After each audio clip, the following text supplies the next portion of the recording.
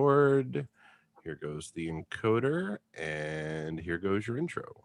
You've now tuned in to the Drawing Board Podcast, a powerful, thought-provoking discussion where we talk about family, relationships, ministry, community, and career. Let's see what exciting guests we have on our show today. Thank you for tuning in to the Drawing Board Podcast. I am your host, Andre Ebron, the founder of the Drawing Board Nation, the Drawing Board Podcast, the author of The Drawing Board, and now my newly released book, Mind Your Business, Self-Care Strategies and Mindfulness Practices Designed to Reduce the Negative Effects of Stress. So listen, I don't want to spend too much time on the intro because tonight we have a very special guest. I always promise you all quality guests with quality information, and tonight is no difference. Tonight I bring to you Mr. Holla himself, State Representative Jewel Jones. Welcome to the show, my brother. Hey, brother, how you doing? Oh, man, listen, I'm excellent. So I just want to thank you first for taking the time to be on the Drawing Board Podcast, man. It's a thought-provoking, it challenges people to examine their life and reimagine the possibilities. So, man, tonight, listen, I just want to dive in, brother, and start talking about your journey from a young man who desired to be a spy to now who is a state representative making a huge difference in the nation. So you go from espionage to the legislature. Talk to me about that, my brother. Yes, sir. Yes, sir. And thanks for having me on. I think, always looking forward to the conversation with you, and I'm loving the energy. I guess I started wanting to be a spy. Basically, I was attracted to those different, the whole different lifestyle. But of course, as I continue to get older and learn about different things and talk to more people and build that particular kind of way, it just all changed. I was task oriented, I found out. And as soon as I got the opportunity to get a thirst for politics and for community service, because my parents always had me involved, they always dragged me around in the church and the community doing different things. That's when, I picked up the mantle to go ahead and say, you know what, I could get involved because people told me that I could. I believed it was possible. And I still, for a long time or for a few years, had those remnants of wanting to be a spy and wanting to go and travel the world and do all these different things. But, I really fallen in love with politics in the process. I get to serve my neighbors now in a capacity where I never imagined. It's nothing I dreamed of. And it's really just a blessing and an honor to be able to just give back. And that's something that I know that you're familiar with, even with this platform that you have now. You're able to, drop wisdom and knowledge off to people and give other people an opportunity to speak up and highlight, the work and the services that they're providing to people. And that's just really what I just love to do now. And so, it went from wanting to serve the people in one capacity to now being able to serve them in a capacity where it's so much more rewarding, and I have no regrets at all. Yeah, that's excellent. I remember, Brother Jewel, that when we first met, I had dragged my son down to Lansing for the MBK. It was an MBK event, and it was bright early in the morning, too. I think it was a bright early Saturday. And I made him get up, get dressed, and this was several years ago. And one of the benefits for him attending was he had an opportunity to meet you. And I'm sure you have heard this before, but I just want to reiterate again.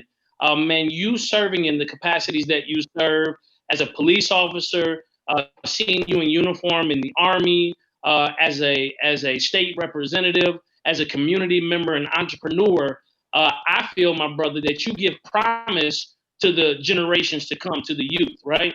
And so, and you also, in the same breath, give hope to our elders that the things that they deposited in our youth will have that trickle down effect. It will be bequeathed, and that all is not lost, right? So, with the world in a constant state of change, man, I have to ask you this question because I hear so many people saying, listen, we got to fight the good fight of faith, and we absolutely must do that. They talk about we got to make sure we get in the fight, and we must absolutely do that.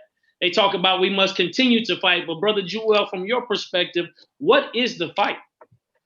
Well, hey, the fight right now is just it's a fight for our lives. I mean, even today when for me, I've been tied up heavily with this campaign, figuring out how do we get good people elected in office from the top of the ticket all the way to the bottom of the ticket. And quite frankly, I mean, dealing with things from mayors to governors to legislators to presidents to judges, um, these are people that, I mean, to police officers, anyone that's in a position of authority, really. We have to. My entire thing right now is being an advocate for people and making sure that people that are in positions of authority are not misusing or abusing the power that people have entrusted to them.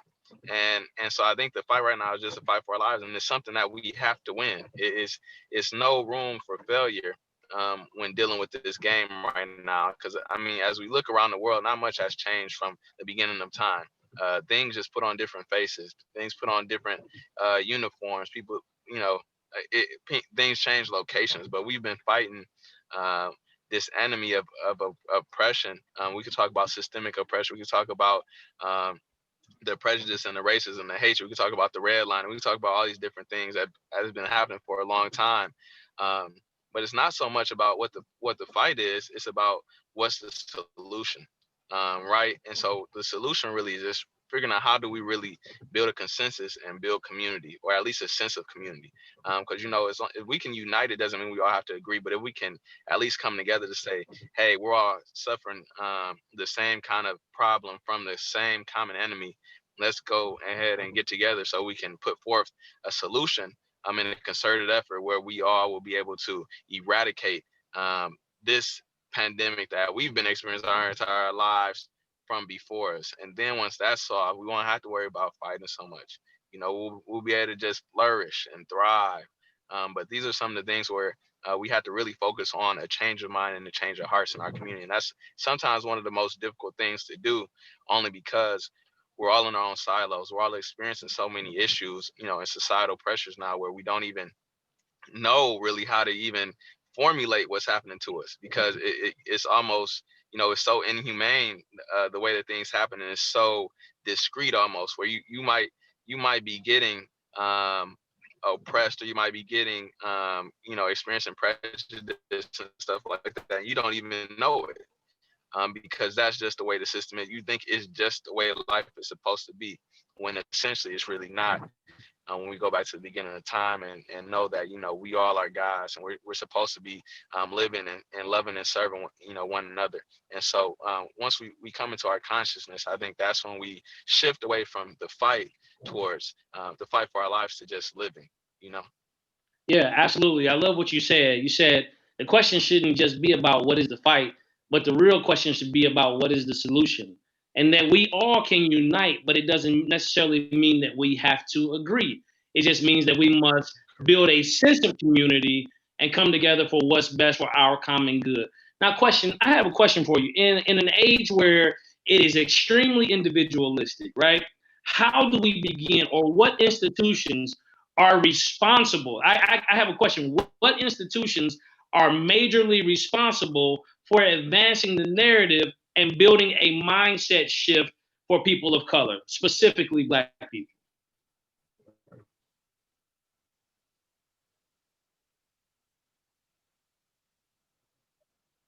Well, once again, I say that's definitely an excellent question. We want to, if we had, when we're in front of course, on a platform, because we're going to have people that's going to hear this as a part of particular organizations that are supposed to be putting forth the good effort for people of color and Black people specifically. But once again, reword the question to say, it's not so much about the institution, but about the individuals. And so you cannot rely, even today. So you have people going to speak out against different things. You have people destroying things and riots, and everything is fine in this place. Emotions have to come out in some form of fashion. But at the end, or the system has been oppressing you to solve or resolve the problem that they have been dishing out to you for all of this time. And so it's not so much on the institutions, because the institutions have done their job. Maybe the institutions are good at bringing the people together, or maybe they're good at having an annual big dinner with chicken and stuff and feeding the people. But at some time, you have to realize that you have to take your destiny into your own hand and the destiny of your people into your own hand. And so it might just take one person really leading the effort to show these organizations, these institutions, exactly what to do. But for right now, the institutions just need to be able to meet the people where they're at. So if you have people that's actually on the ground, actually doing the work, who need help, and we see this so many times. I mean, from the work that you've been doing, I'm sure you've seen it. Even with Dave at Enjoy Detroit, for example, it's we all see so much that people are doing. We see so many problems that people are going through. Until we really break our power and our authority and our resources down to that level where we can truly affect individuals, and not the same individuals that constantly get served, the same individuals that's constantly getting praised. But when we get everybody on the same page and everyone realizes just how great they are, we won't have to worry about the institutions. They'll be fine in their place, but the people is where the true power lies. And so we can really get a handle on taking control and ownership as individuals. I believe that's when the institutions, the organizations, the structures, the infrastructure that is already in place will follow. Yeah, I agree with you. I believe when the people change, the institutions will change, right? And so one of the things that I like that you lofted there, it definitely coincides with the principle that there is no replacement for individual responsibility. I can hear my elders screaming in my ear the Mahalia Jackson song that says, "Sweep around your own front door," right? And so we have an extreme responsibility, I believe, to make sure that your four corners, your door, that you've handled those things responsibly, and then that qualifies you to lead in other places, right?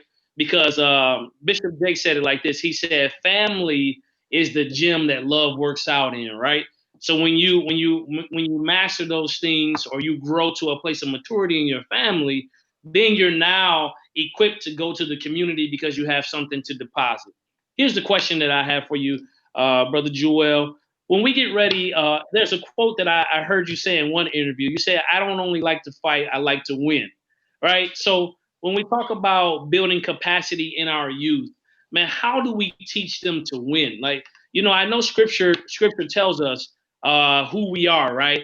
And that's a good basis for us to start, that we are a chosen generation, a royal priesthood, a holy nation, a peculiar people, called to show forth his praise in the earth, that we're the first and not the last, above and not beneath. All of those things, how do we translate that into actionable items to be able to build a winning edge for our youth?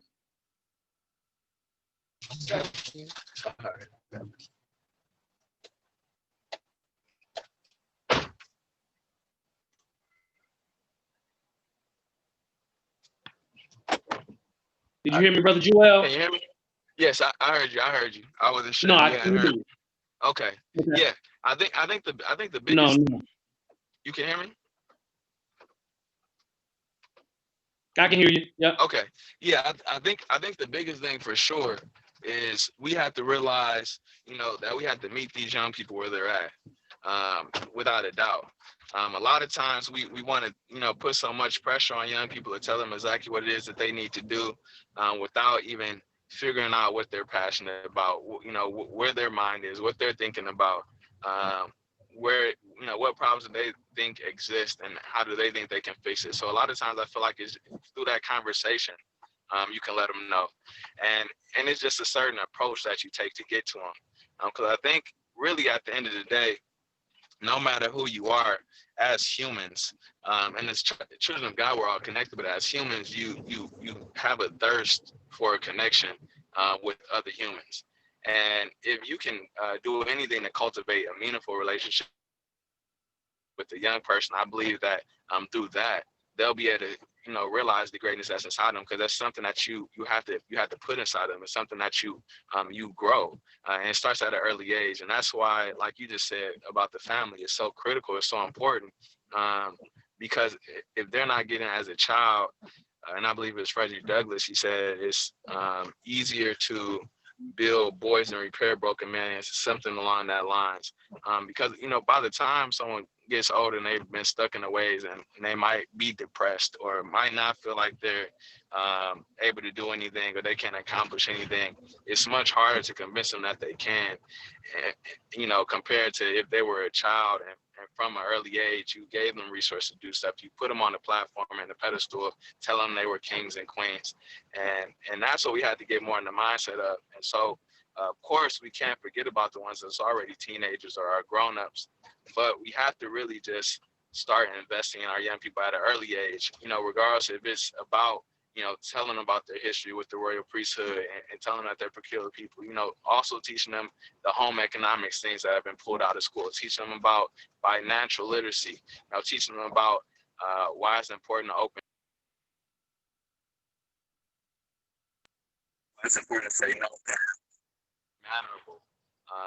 Why it's important to study the word. Um, Regardless if you don't have to take it literally, but just for it to be a guide, because that's one of the best stories that we'll ever read. And so I think that's how we do it, is just by starting at an early age. But once again, the people that have already, reached the age where it's much more difficult to change them or to help improve their condition, it's not a lost cause, but we have to make sure that as soon as possible, we always focus on them when they, are fresh out the womb. The same way that if you talk to a gardener, they sing to their plants, right? They massage the plants. They make sure the temperature is the right way, the right way. They provide light therapy for the plants. It's the same thing you have to do for a child, because if not, they might not grow to be as healthy as they possibly could be. Absolutely.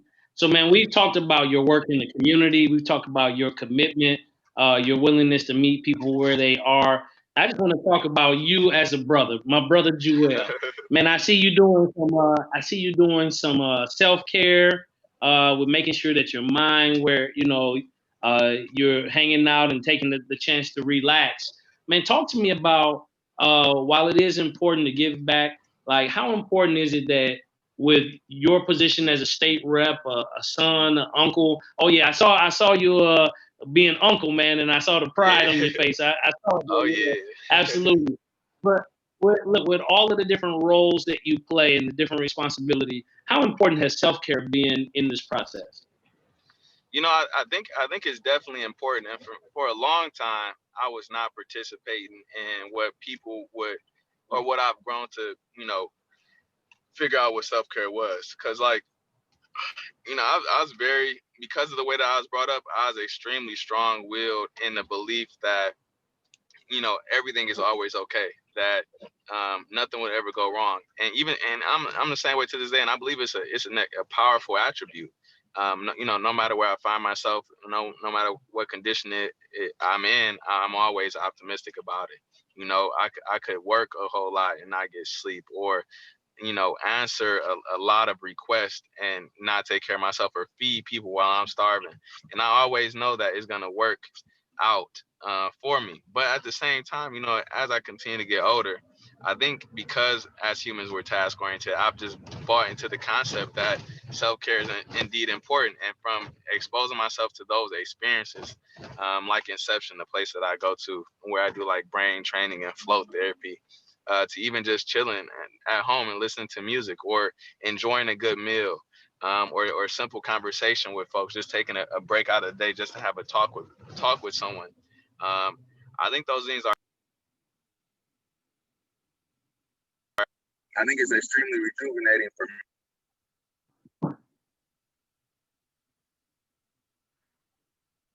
Oh, I lost you, brother Joel.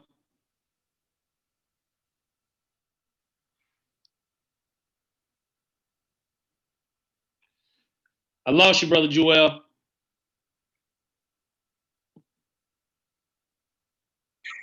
Can you?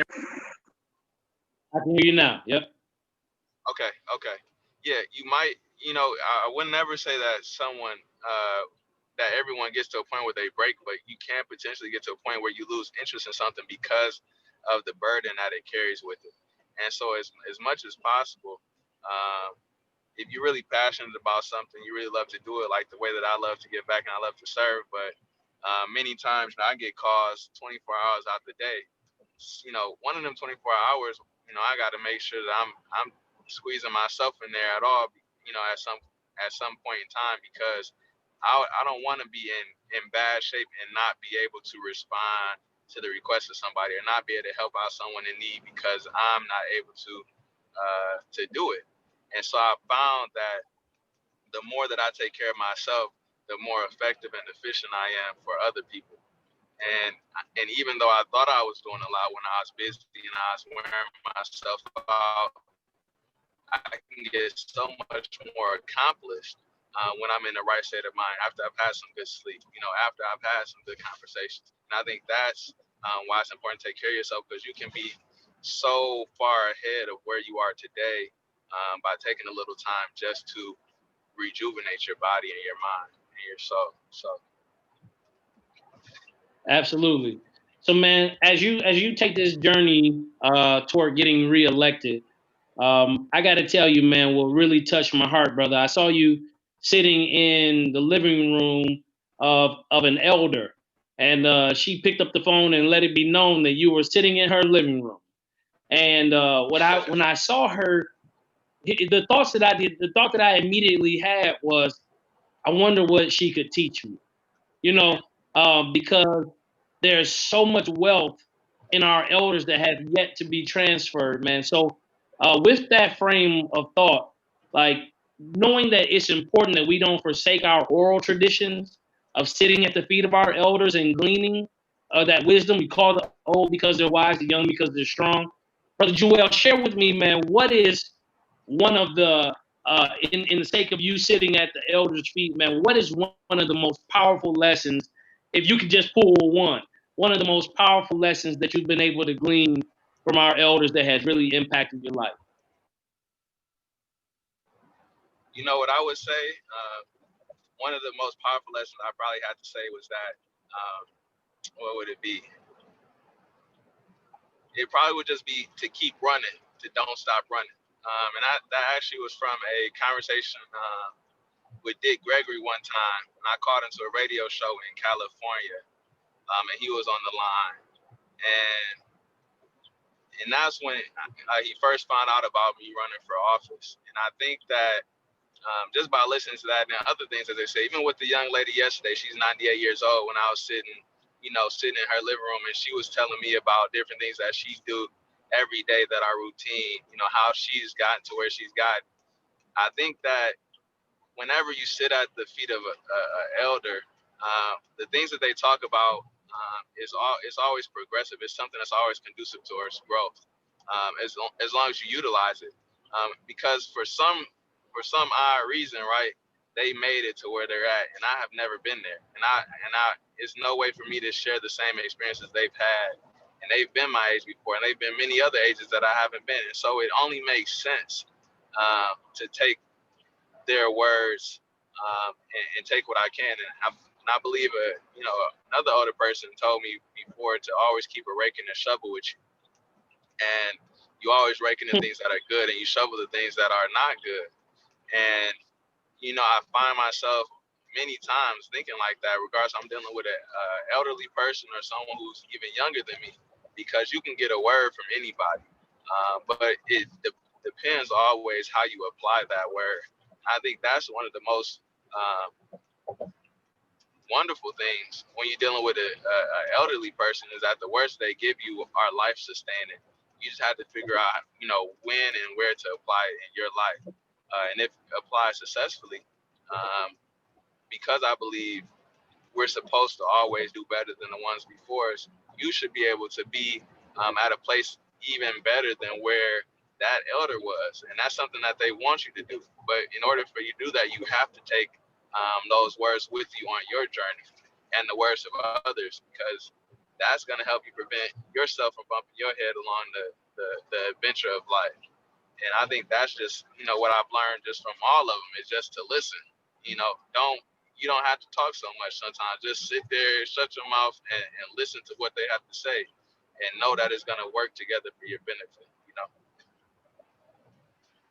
Absolutely, man. So taking that wisdom that you've learned, whether it be from a young person or elder or throughout life or being involved in the church or the community. Oh yeah, man. One time I heard you say you got a little bit of thump in you, man. That you was a percussionist. That you could apply Oh something to the drum. I don't know. I got to see what kind of tops you're working with, man. I got to see what yeah, I kind can of tops apply you're some working pressure with. for sure. Okay. All right, but with all of that in mind, and you're on this campaign run of keep running, and of course, I'm just going to say, as you get reelected, this coming term, man, my question to you, brother, especially doors and dollars. I heard you say that. That's what campaigning is all Yeah. about, doors and dollars. Um, Moving forward, man, every great leader, of course, you acknowledge your predecessors, but my question is, who are you pulling along as your successor?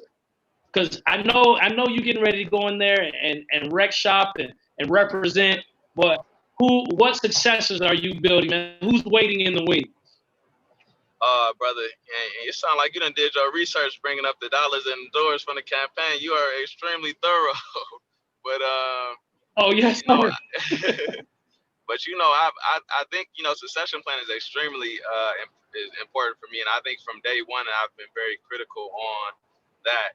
And so I have an entire army of individuals that I'm pulling up now. The thing to figure out now though is to weed through everyone that's been you know groomed up to this point to figure out who fits the mold um, for the office. For me, in particular, figuring out how am I going to make this thing sustainable. I'm going to create a pipeline for the future. And not to say that any particular person fits the mold more than another, but just finding the person that meets, the certain conditions that allow you to be an officer, living in the district, right? Being of age, different things like that. Because we have people of all different ages, people from all different backgrounds, from all different places. And so finding the right person that at least meets you know, the basic criteria, and then knowing what I did my best to instill on what they've gotten from other individuals. Um, that's going to be the people that I'm looking to really pour into over these next couple of years as I transition out. Um, because I think at any point in time, you should be trying to bring people along. You should be trying to build the team so you can create a genuine community where everyone is trying to work together and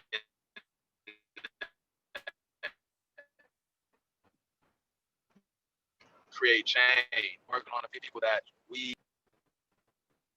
basically worked with to get, on city councils, that we worked with to get elected to other positions, that we work with who are business leaders or who are community organizers, who are activists. Now is just the time to figure out who's really passionate about that, who really wants to do this, because no matter how many people you bring along, everyone just doesn't have the same thirst. And that's why it's so important to meet people where they're at and figure out what they really would like to do.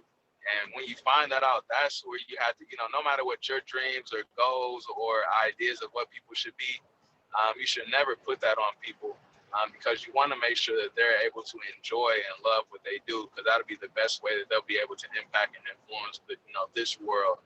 And so we'll know soon, though. We'll know soon, but we've definitely been building an army of individuals to take over, because even myself, I'm 25 now. I started this journey when I was like 19. So I feel like it's time for me to transition out and bring in the next generation to change. And I believe that's what we need more of. We don't need to get used to, being complacent and sitting in different offices and roles for a long time. We need to figure out how do we pass that torch. This is a relay race. And people say a lot of times it's not a sprint, it's a marathon, but it's really a relay race. It's not for you to hold the baton for forever. It's eventually at some point in time you need to pass it off to somebody else who's got good legs, so they can keep running the race. That's good. I'm gonna have to quote you on that, man. It's not a sprint, not a marathon. It's a relay race. Yes, sir. Man, listen. I always think about when people come on my show. I always think about a challenge that I can issue them, right? And so I don't know what you call it. You call your next group of successors or the think tank that you're building, man. But I saw two V's, man. Vested and vetted. Those two things. You know what I mean? Yes, sir. And Yes, so sir. uh, Yeah, so those two things that it matters a lot because when someone vested, it speaks to their commitment to give of themselves. They got skin in the game. They've Right. made some type of sacrifice, which positions them greatly to impact and change. And then vetted means that your character is on point.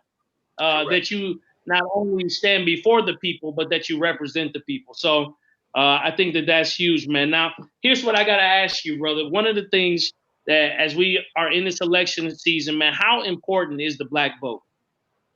I mean, the black vote is extremely important, especially once we learn how to use it strategically.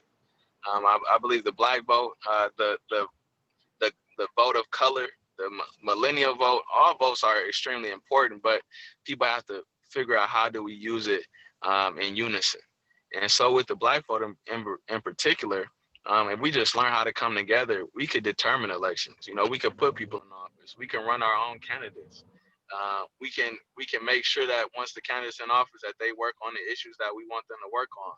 But because for so long, uh, other forces have successfully divided us and kept us apart, and encouraged us not to come together, we find ourselves in a position where we are not able to come together, even when the time calls for it. You know, we got people out here getting slaughtered and lynched constantly. We have brothers and sisters out here living on the streets. We have brothers and sisters out here, going through abusive relationships. We have brothers and sisters out here who are not getting the treatment that they need. And many of these things could be repaired and fixed and healed if we just figured out how to get on the same page and help one another out. But we're not there yet. And so while the black vote is extremely powerful, um, we just still have to figure out how do we use it, you know? Yeah, definitely. So when you bring up a very interesting point of the how tos, right? I've listened to a lot of people. I've been around a lot of community organizers, pastors, preachers, been around politicians. Question for you, man. Who's teaching us how as opposed to just telling us what? Well, you how to call them. Yeah, I think that a lot of people are teaching us, and without even from early when I said young people can teach you, older people can teach you, or seasoned folk can teach you, we had to figure out not so much who's teaching us, but what can we glean from individuals. And so, through observation and paying attention to folks, it's so much that you can learn. You can learn about the right way to do things. You can learn about the wrong way to do things. You can learn about new way of doing things. But it takes you having some sort of commitment or some sort of passion to want to learn. And that's where we have to, even with our young people, the question you asked earlier, how do we get them to realize their greatness? Uh, it's discipline. You have to be willing to put forth an effort to create change. I believe Dave had a quote some years ago he released that says, "Don't wait for opportunity, create it." And so don't wait till you go to school to want to learn. While you're at home, while you're at church, while you're in the community, while you're on Zoom, while you're on social media, be intentional about the things that you're doing. And through that, you can learn yourself about everything that someone could teach you somewhere, everything that could be in a book. You can pull it all yourself, but you have to be intentional about the way that you're doing things. Because everyone's teaching us. The world is teaching us, but we have to pay attention.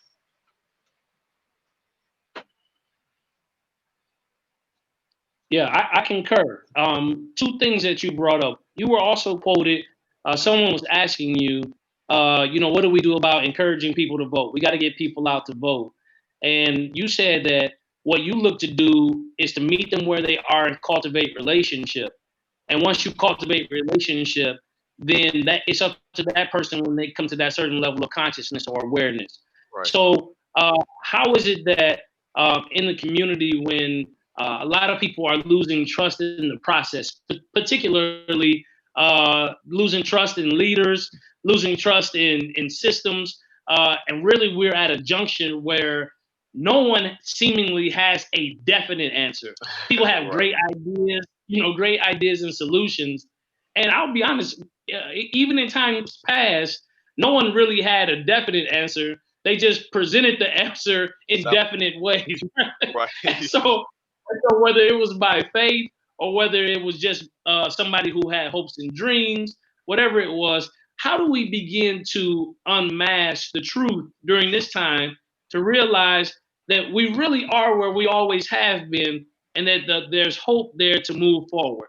Because like COVID-19, brother Joel, really just exposed what was there, right? Right. It so now, being that we are where we always have been, how do we begin to build that path moving forward based upon self awareness and consciousness? Well, I think based on those things, after we came into our consciousness, after we become self-aware, I think that's when uh, some of that stuff becomes second nature at that point in time. I mean, you talk about the pandemic, for example. You look at the Flint crisis. If we want to talk about that just for one hot second, when people needed help. And then we look at the pandemic. The Flint crisis was predominantly Black people, right? Now we look at the pandemic where now everyone's affected, and there's more white people than Black people. And then we look at the United States Treasury just create money out of nowhere um, because they believe they have a crisis on their hand. And so now many people now look at that as a slap in the face, because we could have done this years ago when it was time to fix pipes in Flint, when it was time to make people whole, when it was time to provide health care for people. And so I think the key is, once you know where you're at and you know that you've always been there, now it's evident that you have to create change. And if you don't do it, that's on you, right? You know exactly, you know what's going on now. You know that anything is possible. You know that anything can happen, and you know that there are people out there that can move, that can push the envelope and move things forward. And so if you don't hold people accountable, if you don't go out and take things into your own hands, a lot of times things aren't going to change. And when you get to a point where you don't want to change, or you don't want to put forth an effort to change, you shouldn't be talking about anything. And in terms of complaining, you shouldn't be um crying about why things are how they are, because at the end of the day, as we said earlier, you have to be in charge of your own destiny. And I think that those stories reign true out here for anyone. I think we've all came from interesting situations, and quite frankly rose to places where many people in our families or many people in our communities have not met. But the key now, since we know that it's possible to get to these places, we have to figure out how that generation coming after us is going to surpass us. Because if we have someone that reaches the same point that we are at, if I get someone just to become a state representative, right, that means that I've essentially failed, because we've done this before, right? We have to go beyond where we are today to get a different solution. And I think that's what that means. We can't, once we know that something is achievable, once we know that something can happen, we need to guarantee it happening, and then guarantee um, us propelling ourselves to the next level. Yeah, no, I fully agree. And I have this quote. It says, "Awareness invokes responsibility." And so there's a lot of people who would like to stay unaware, because once you are aware, it invokes a responsibility to act. Just like truth demands a response. When you are confronted with the truth, there's only really two options: to Yeah. embrace it, accept it, or to reject it. And that rejection of truth generally leads to something destructive. But to embrace the truth generally leads to revelation. It leads to unburdening us of what the lies have told us. And then also, what truth does is it propels you, right? Once you embrace truth, it moves you forward. It's active, it's dynamic, it's alive. And you and I know that truth is a person, right? Right, So, right. yeah, yeah. So, truth moves you forward. So, in talking about moving forward and talking about the agendas that exist, there's this narrative out there about needing to deconstruct systems that were oppressive and to create new narratives. Where are you at in that space? Now, you embody that, deconstructing old systems and building new narratives. What is that new narrative that we should be building? Well, right now the new narrative is just that. I mean, it's so many narratives that you could talk about. You could talk about um, that Black men are kings. You could talk about that Black women are queens. That children are our future. That it takes a village to raise a child. You can even recreate some of the things that have already been present. The focus at the end of the day, though, is remembering that words are power. So everything that we say got to remember that, once it leaves our lips, I believe it was Minister Farrakhan for the Million Man March. He said that when he spoke to the crowd and said that a million man would be, um, at, at the mall in Washington, D.C., that he's seen the words come out of his mouth. And in the Nation of Islam, for example, they believe that your words are bond and bond is life. And so before your words fail, you would have to give your life. And so he knew that once he spoke those words, it had to happen. And so I think that's the place where we have to get when we become self-aware, when we become uh, conscious. We have to, actually remember that the things that we say are real and they're true. And so since we have that much of power, we need to figure out, we need to be saying things that are conducive towards life, that are conducive towards the community, that are conducive towards the overall growth and uplift in this particular form of the Black man and the Black woman. And then, not to say that we don't love everybody else, but we had to get to a place where we realize that by Black people being better, the world is better. Because when we look around at the edifices around us, the streets, right, the buildings, the schools, the hospitals, the churches, we built this, right? And so when the creators and the artisans and and the leaders actually are taken care of and well taken care of, and we are able to be loved by our own people, imagine how we can spread that love and that peace and that unity back to everybody else. And that's when the remarkable change happens. But that's just what we have to remember, that the words of power. Yes, sir. Unpack that for me, Brother Joel. Remarkable change. What does that look like? Remarkable change, my brother, is when we get to the promised land, the land of milk and honey. And I think a lot of times, people think about heaven and hell and they think it's a place that's above the moons and the sky and the clouds, or hell might be a place under our feet. But we have to realize that those are conditions or states of mind.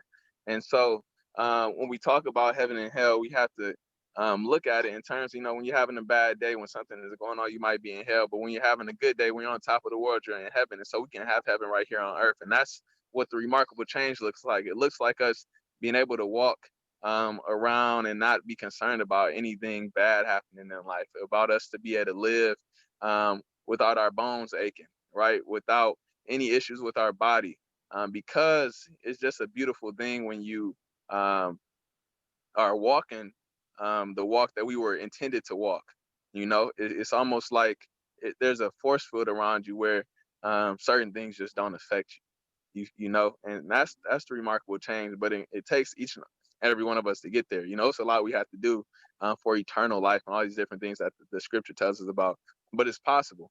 And if we all can realize it's possible, we all can at least put an effort towards reaching that mark, I believe that's when we see that remarkable change happen. Oh yeah, absolutely. I'm in full alignment with you there, my brother. When you talk about mindsets, when you talk about states of thinking and conditions, I think it's important, man, that we continue to remind people that during this time where so much chaos happening, that we must protect our minds, that we must guard our heart with all diligence, for out of it shall flow the issues of our life. And Preach. so we have to be careful. We got to be careful what we're ingesting, right? We have to be Right. careful what we allow to go before our eye gates, ear gates, because eventually it'll come out of our mouth and it'll grow up, spring up, and produce an abundant harvest in our life, whatever that is. So, yeah, man, I want to on another note, man, you got to bring me into the holla movement, man. I see you out here. I see you out here handing out chains, bro. Listen, what? Right. Yeah. So talk to me, man. Listen, of course, we're gonna shout it out before you get off the line. But talk to me about holla, man. What is the genesis of it? How did it come about? What is holla? Well, so holla, I didn't create the word. The word's been around, of course, for a long time, but just sometime in 2015 when I was running for city council, I just started using it, and it became a hashtag that it's on all my posts, all my statuses. It's a word that I use now, that when I'm out at events, sometimes people don't even know my name, but they can call me Mr. Holla. It's children that call me Mr. Holla, stuff like that. Uh, and it's now just become a social experiment to see, how many people can I get to say this word? How many people can I get to embrace this phrase? And it's a relative term. It's not abbreviation. It doesn't mean anything particularly. It just means all good things. And so uh, it's just like a happy word that I use now when people come up with happy words, come with things that just talk about like utopia, euphoric, all these wonderful positive words. Holla is just that for me. Um, it's a greeting, it's a feeling, it's an action. You know, it's a verb. Um, it's just a holla. You know. Yeah, I mean, one of the reasons that I love it, man, is because you take that swag wherever you go. So whether it is to the Capitol, whether it's to Forbes, and people are in prestigious suits, or whether it's to the hood where people are timmed up and sneaked up. No matter what it is, you got everybody around the nation screaming "Holla!" Definitely, definitely. Yeah, yeah, man. So listen, I definitely appreciate man you coming on tonight, and I just want to loft it to you, man. Last words to the Drawing Board Nation and community. What do you have to say, my brother? Well, brother, I just want to say thank you for having me on, man. It's been a pleasure to just enjoy your energy for for these minutes. But I would just tell anybody, like we said, anything is possible. You know, perception is reality. So anything that you believe in your mind, you can make it happen. It's a quote that says, "Mental visualization coupled with a hard work ethic can make you unstoppable." And I think it's so important to remember that because you can do anything in this world you want. The world is yours for the taking, especially if you do it in a righteous manner where you're not looking to get over on anybody or do anything bad. Because everybody can eat. You know, was it what movie was that? What movie? I'll just forget the movie with Mitch and Ace and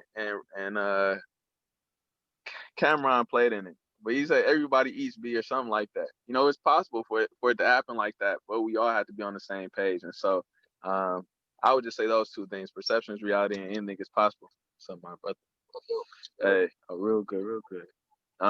But yeah, but just thanks for having me on, brother. Of course, looking forward to building with you more and more, because we got some remarkable things to do.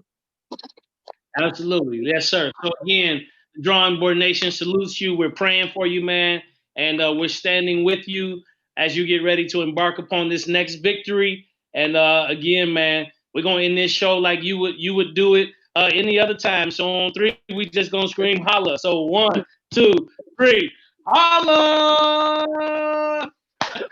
All right, my brother. All Peace. right, peace and love, brother. Yes, sir.